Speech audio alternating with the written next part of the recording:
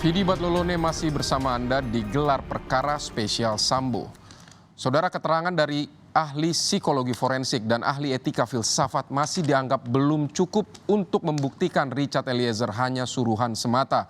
Kuasa hukum Richard Eliezer, Roni Talapesi pun mendatangkan ahli pidana untuk memperkuat status Eliezer dalam pembunuhan berencana ini.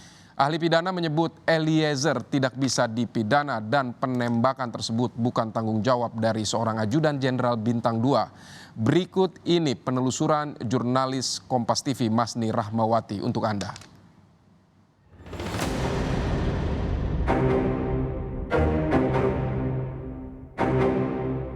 Dalam melakukan atau downplay, orangnya downplayer, berarti paling sedikit ada 2 orang, yaitu adalah ada orang yang menyuruh atau manus domina, dan juga ada orang yang manus ministra. Biasanya tadi seperti yang saya jelaskan dalam KUHP baru, orang yang menyuruh ini biasa tidak dapat dipertanggungjawabkan karena dia hanya merupakan alat saja.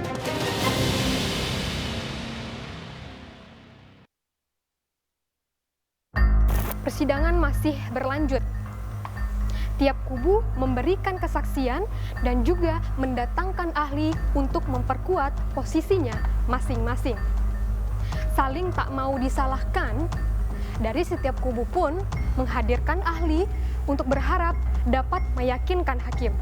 Ferdy Sambo dan juga Putri Chandrawati masih fokus pada masalah pelecehan seksual, sedangkan Richard Eliezer tetap kukuh dengan pernyataannya yang menyebutkan bahwa dia hanyalah suruhan dari perintah Jenderal Bintang 2. Dia lihat ke saya berkata, memang harus dikasih mati anak itu. Dia bilang begitu ke saya, yang mulia. Baru saya diam kan, yang mulia, saya kaget juga, yang mulia. Baru dia dekat begini, nanti kau yang tembak Yosua ya. Karena kalau kamu yang tembak Yosua, saya yang akan jaga kamu. Tapi kalau saya yang tembak, tidak ada yang jaga kita. Dia bilang begitu. Baru langsung pegang ini lehernya. Langsung pegang lehernya. Kau sini. Berutut kau, dorong ke depan. Berutut kau situ, berutut.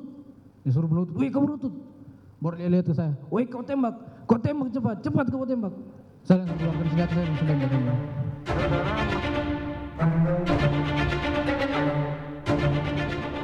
Kelima terdakwa, yakni Ferdy Sambo, Putri Chandrawati, Richard Eliezer, Ricky Rizal, dan Kuat Ma'ruf didakwa dengan pasal pembunuhan berencana. Dalam pembunuhan berencana, ada aktor intelektual yang merencanakan pembunuhan tersebut. Dalam kasus ini, aktor intelektualnya yakni Sang Jenderal Bintang 2, Ferdy Sambo. Ahli kriminologi Muhammad Mustafa sebut, aktor intelektual inilah yang membuat skenario dan membagi peran kerja. Terdakwa lainnya hanya diikutsertakan. Di dalam perencanaan itu pasti ada aktor intelektualnya yang paling berperan di dalam mengatur. Kemudian dia akan melakukan pembagian kerja, membuat skenario apa yang harus dilakukan oleh siapa. Ya, mulai dari eksekusi sampai tindak lanjut setelah itu, agar supaya peristiwa tadi tidak terlihat teridentifikasi sebagai suatu peristiwa pembunuhan berencana. Dan itu perencanaan tadi kelihatan sekali di dalam kronologi. Berarti kalau yang selain dari 2 terdakwa antara Ferdy Sambo dan Ibu Putri, yang ketiga ini itu kategorinya menurut ahli seperti apa? Hanya diikut sertakan. Aktor intelektual lah yang harus bertanggung jawab. Pernyataan ini pun senada dengan ahli hukum pidana Albert Aris yang didatangkan oleh kuasa hukum Richard Eliezer pada sidang tanggal 27 Desember 2022 lalu.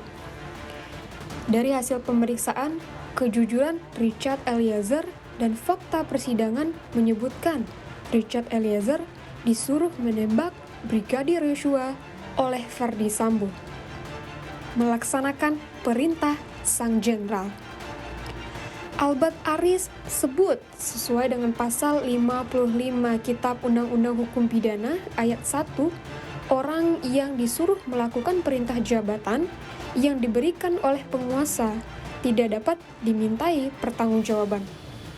Ini dapat membebaskan Richard dari jeratan pidana. Dalam menyuruh lakukan atau downplayer ya, orangnya downplayer, berarti paling sedikit ada 2 orang, yaitu adalah ada orang yang menyuruh atau manus domina, dan juga ada orang yang disuruh, manus ministra. Nah, biasanya tadi seperti yang saya jelaskan dalam KUHP baru, orang yang disuruh ini biasa tidak dapat dipertanggungjawabkan, nah, karena dia hanya merupakan alat saja. Nah, cara-cara untuk menyuruh ini tidak dibatasi oleh pembuat undang-undang, ya, tidak seperti halnya dalam menggerakkan atau with looking, tapi cara ini, cara menyuruhnya itu tidak dibatasi sekali oleh pembuat undang-undang, sehingga ketika ada semacam perintah atau apapun juga berupa instruksi menyuruh lakukan, maka orang ini sesungguhnya berada dalam keadaan tidak dapat dipertanggungjawabkan secara pidana. Kurang lebih seperti itu. Baik, terima kasih. Pasal 51 ayat 1 Kitab Undang-Undang Hukum Pidana yang berbunyi, barang siapa yang melakukan perbuatan untuk melaksanakan perintah jabatan yang diberikan oleh penguasa berwenang tidak dipidana.